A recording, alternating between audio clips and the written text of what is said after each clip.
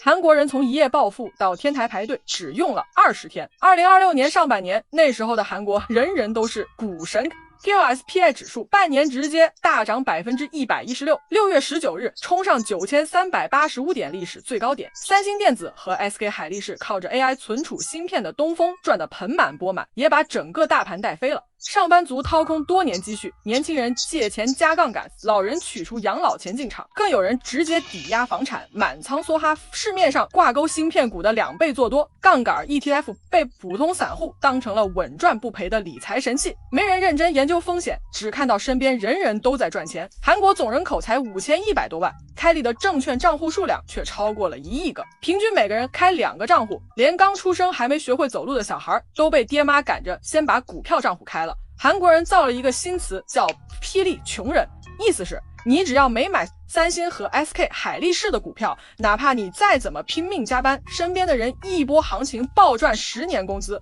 你瞬间就觉得自己被雷劈了一样，变成了穷光蛋。整个社会都在 PUA 那些不炒股的人，你不买股票你就是穷，你活该。24岁的大学李承浩在服兵役期间攒下了2000万韩元，约10万人民币。他在交易 App 上点了一个按钮，直接解锁了5倍杠杆账户资产，像坐了火箭，一度冲到近3亿韩元，约150万人民币。3亿韩元对一个月光大学生来说意味着什么？意味着可以在首尔付个首付，意味着可以不用再啃泡面，意味着阶层跨越就在眼前。但天堂和地狱之间只隔了20天。6月19日之后， KOSPI 像吃了泻药一样一路狂泻，截至7月21日，短短22个交易日，韩国股市一共触发了13次盘中暂停交易和4次市场融资。 KOSPI 从高点回撤超过25%，直接跌入熊市。7月13日KOSPI 单日暴跌近9%，年内第7次触发熔断。李承浩的3亿韩元在几周之内被券商强制平仓，不仅全部利润清零，还蚀掉了自己的本金。但他并不打算离开市场，他说等攒够本金还要再加杠杆重来，因为首尔一套公寓的价格约等于他14年的工资，而5倍杠杆至少看起来可以把14年压缩得更短。李承浩不是一个人，他背后是整整一代韩国年轻人。根据韩国金融监督院7月13日官方数据，全市场超120万个杠杆账户濒临爆仓，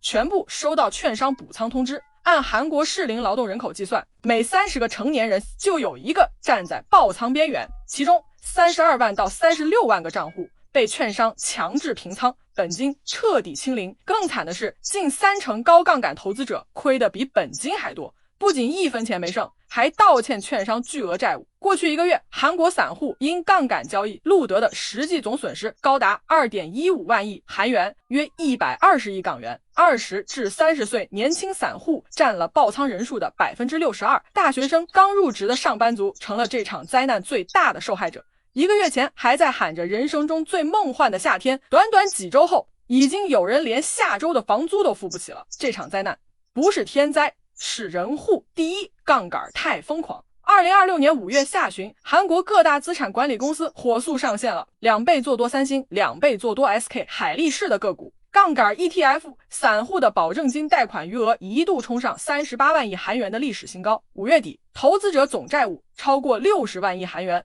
这些杠杆产品被包装成共享国运的财富捷径，散户蜂拥入场。第二，资金太集中。韩国股市成交金额较小，资金高度集中在三星电子和 SK 海力士2家公司，这2家权重股加起来占了指数超过60%，2家公司一跌，整个大盘跟着崩，大盘一崩，杠杆账户集体爆仓，爆仓导致强制卖出，卖出又进一步砸盘，典型的死亡螺旋。第三，外资精准收割。2026年上半年，韩国股市外资净流出规模超1000亿美元，仅6月单月流出就达300亿美元。外资在高位获利了结，散户在高位接盘，再用杠杆放大亏损，谁在吃肉，谁在挨打，一目了然。面对失控的局面，韩国政府终于出手了。7月16日，监管部门紧急叫停新的单股杠杆 ETF， 并将散户参与这类产品的最低资金门槛从100万韩元提高到1000万韩元。监管部门承认此前审批过于仓促，韩国总统李在明也承认最近杠杆 ETF 引发了巨大争议，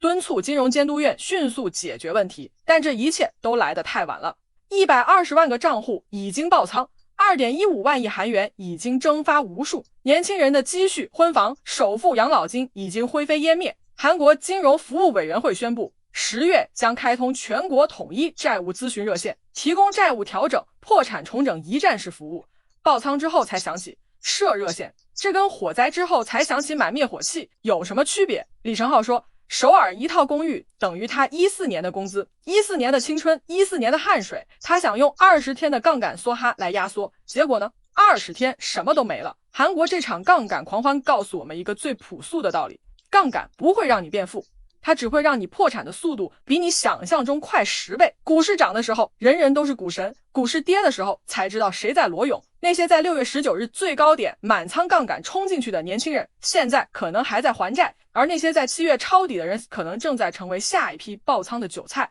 有网友评论的特别扎心，韩国股市从国运 ETF 变成血色7月只用了1个月。但那些20岁出头的年轻人可能要用一辈子来还这个月的债。至于这场危机还会不会继续蔓延，咱们就静观其变吧。反正38万亿的杠杆资金还在那里，1300多万的爆仓账户还在那里，杠杆的债迟早要还，而还债的永远是那些最没能力承受风险的人。